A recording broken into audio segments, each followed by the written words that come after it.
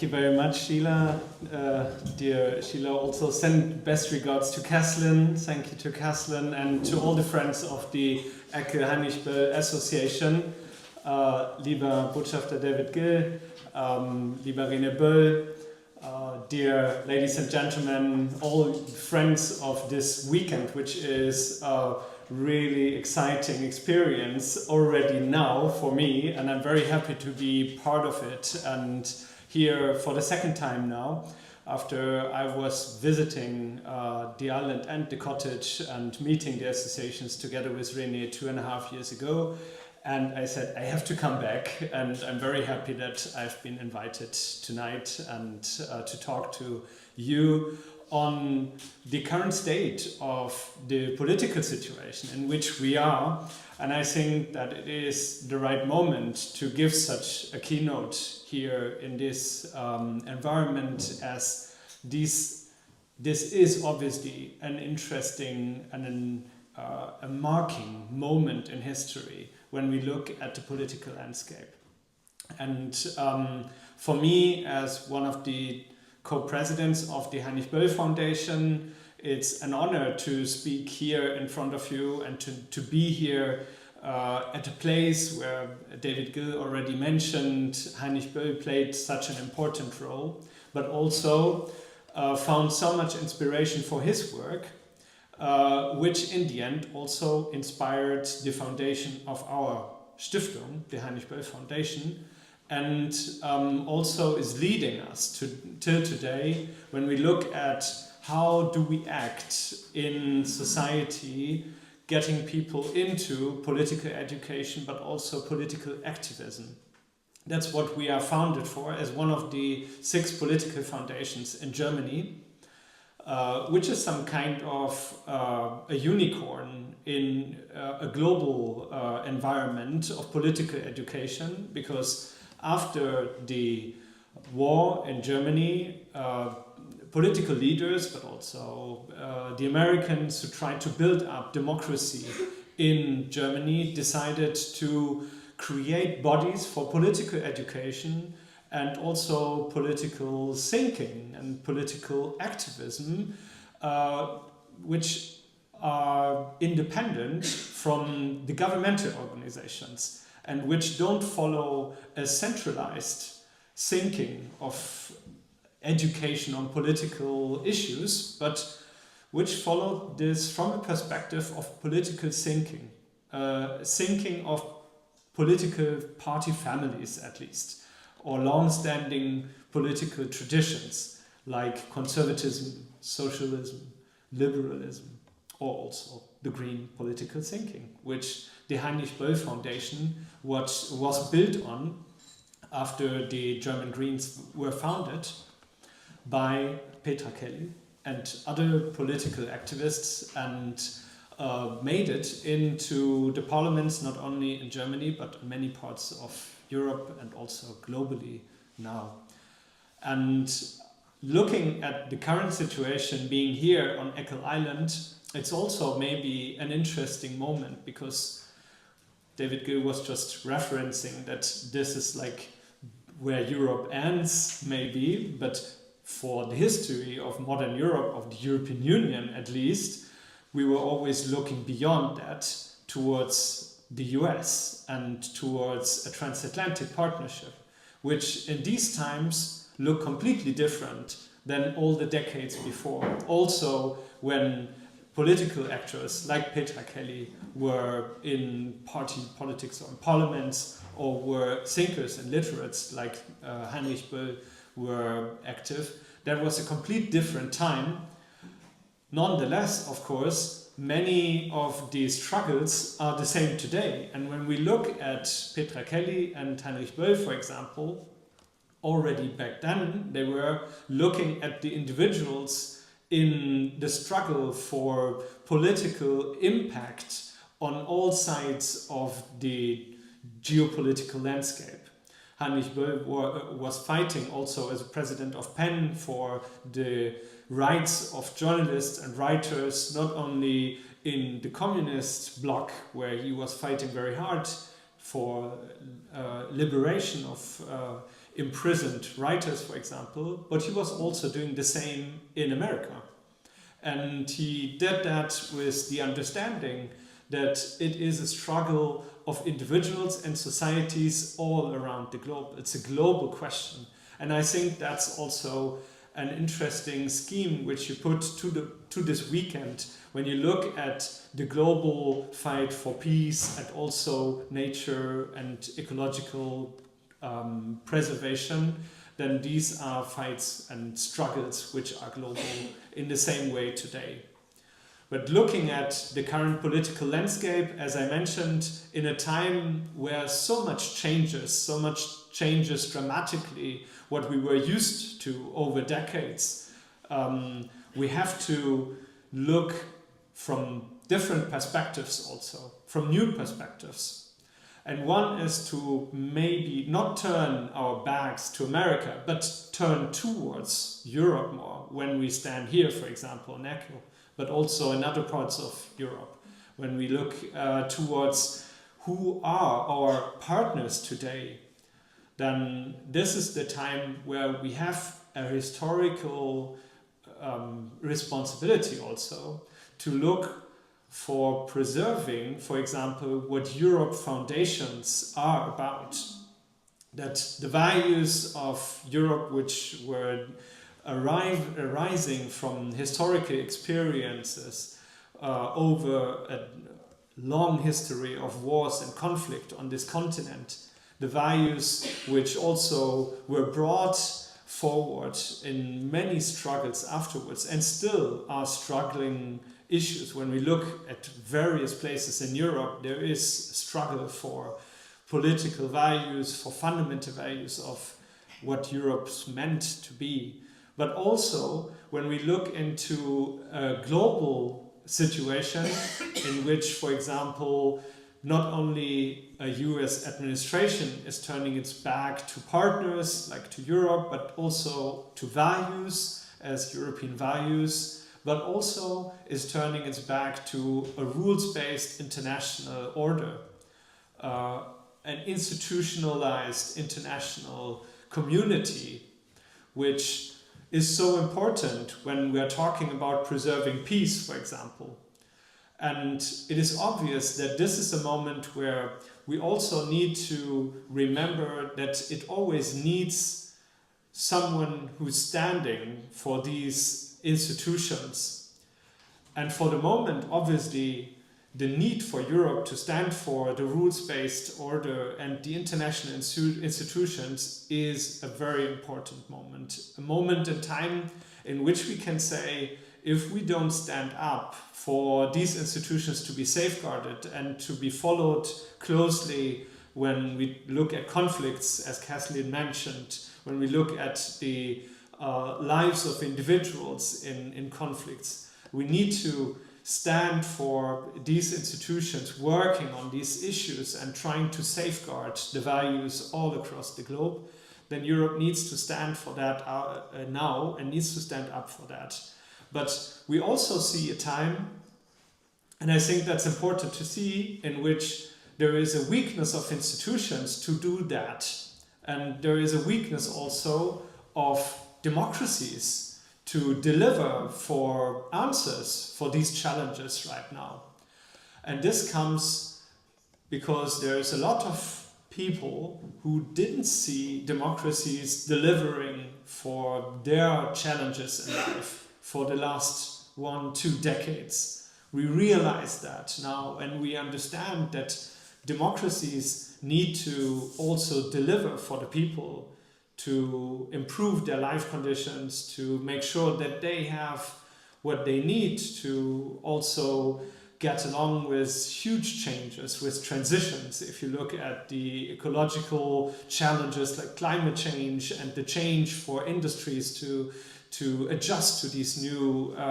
environments in market conditions, but also when you look at the transition of digitalization and new technologies coming up, changing our lives,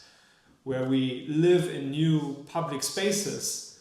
completely different than before. When David Gill mentions how people learned about Ireland in Germany via the novels of Heinrich Böll, for example, then today the public space and way to learn about new things has completely changed. And we see that not only writing has changed, but the medium, the environment, the space in which we consume or even come across certain information has dramatically changed. And this is obviously a moment where also the question comes up, what is the public space which we want to create, and how do we safeguard a public space founded on openness, on an open society, on values, on fundamental values we need to safeguard. And that's obviously another question which at the moment is very much open, and where it needs the engagement of individuals to create new spaces based on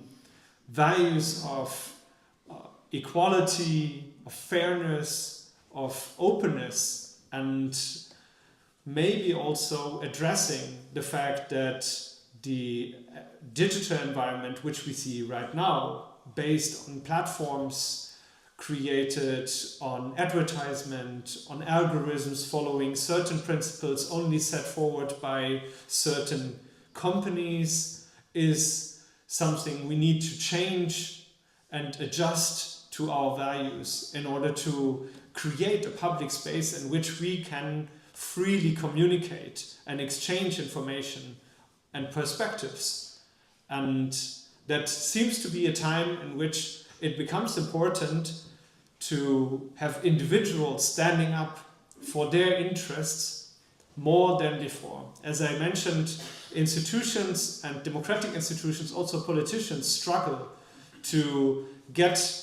these values and also standards in a digitalized and globalized economy across and safeguarded. And that means that we need to have more engagement of individuals. And that's something where people like Petra Kelly and Heinrich Böll were standing for very clearly over decades. They showed what it means to be, like Petra Kelly, a political activist and one who's not looking at the institutionalized political procedures rather than on political activism and engagement with societies, with people, with individuals, or when it means also to have political citizens like Heinrich Böll, who were looking at our society as one where a democracy lives from the engagement of individuals, lives from the engagement of each and every individual, even though he or she might not be a political activist or political party representative, but is an important part of society, a citizen which can speak up for the challenges and speak up for the needs in society which need to be put to the awareness of other citizens and of the public. And that is something where I see that these lessons or these inspirations from the past can be very current today when we look at our societies right now, where maybe we also got a little bit used to the fact that there are political institutions or political representatives dealing with our problems or with our needs, rather than us ourselves getting active and being engaged ourselves. And I think that this might be also a moment where it is at the same time very easy to get engaged, even on a very high level of political debate, even when it is about huge European or international issues. Because today, different than in the past, and that is a positive note, we have huge technological advantages like artificial intelligence, who can help us to translate communication between languages or we have technologies like the internet where it is possible to communicate around the globe, or we have possibilities to also get in touch with each other via wide ranges and in real time. And we could even have extensions of gatherings like this one tonight into the digital environment to reach out to even more people. And that is what gives us the opportunities to deal with the complexity of today's world, which sometimes becomes for many people too complex and too far away, but gives us the opportunity now to re-engage and to maybe also make it a bit smaller than we think. So to bring people together also in a complex and globalized world in which sometimes we don't feel that we can be effective anymore in reaching out to others. But it is possible. And when we look at our work today, for example, as a political foundation, that is where we want and have to deliver also for new formats of how to communicate with each other, how to get together and develop new ideas, to discuss, to also just exchange on a personal level about the needs and emotions in the political situation in which we are. And I think that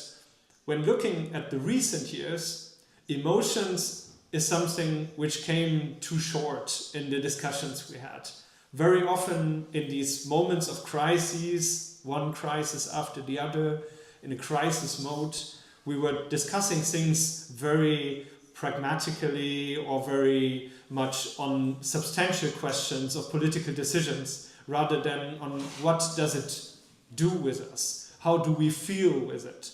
And that leads me to the point that in many parts of the world, also here in Europe, we see that people don't see their emotions anymore to be addressed by political debates and or by also politicians who were addressing very many complex issues rather than really the emotions of people. And I think that today there is a moment where we need to get back also to understand what does it mean when people have fear from the changes which are happening, rather than understanding that change is an opportunity also to create something new, or like David Gill mentioned, to also not only have change but also to shape the change in which we are, to understand how to organize together and be effective in shaping the change when it comes to, for example, economic perspectives which we can build on new developments which can bring us out of the dependency in geopolitical meaning, or out of the dependency on old energy, for example, which is destroying our planet, so that we can safeguard our planet and the nature in which we are living. And that is something where I see that when we deal with these emotions and create new perspectives which are emotionally understandable for people, we can also get along, bring them to political activism and political engagement from whatever position people are in. And I really think that there is a chance to develop a new perspective on creating something new. And to come back to where I started, I think that the perspective of looking towards how we can do this together at this moment in time as Europeans, and how we can create in Europe a stable environment for democratic societies with resilient societies and resilient institutions, that we can get that done when we understand how important it is that we get all the individuals engaged, that we get all the individuals also on a level of being able to engage in political discussions. And that is why political education today is so important, and that is why also examples like Peter Kelly and Heinrich Böll of citizens and people who were doing politics in a way that it can educate others, that it can motivate others, is so important. And that is what I would like to bring towards to you for also this weekend, to get together and get engaged and get other people educated and engaged in political education and in political activism, which is so important today when we look at the challenges of our time. Thank you very much.